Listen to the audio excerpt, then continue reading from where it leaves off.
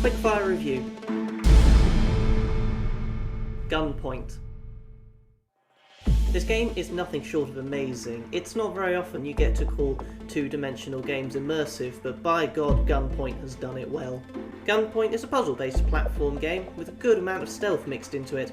Each mission is the very simple linear setup: get in, perform an action, get out again, without getting shot by patrolling guards who can take you out in one hit. But what makes this simple task so fun to play isn't because it's complex, but because there's a multitude of ways to complete each mission, allowing the player to experiment with each attempt. There are many interesting game mechanics I could list, but my personal favourite is the crosslink device, a gadget which allows the player to see the security connections in the buildings, which allows the player to rewire the controls to either open locked doors with a nearby light switch, create some kind of domino effect around the house to achieve every little goal instantly just at the flick of a button, or simply disabling the system to trap enemies without them even noticing. This is a prime example of the versatility of Gunpoint I mentioned, as the amount of features provided to the player is only increased with every mission.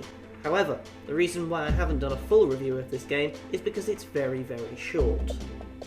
This wouldn't necessarily be a bad point, but if it wasn't for the fact of how engrossing the plot is, and the varying personalities the main character meets throughout the game.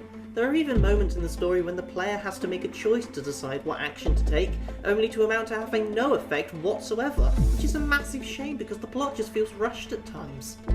However, despite how short it is, Gunpoint is still an incredibly good game. It has a very rich environment, it has very witty writing, and not to mention that incredible soundtrack. I mean, it is brilliant. Probably one of the best soundtracks I think I've ever heard in a game.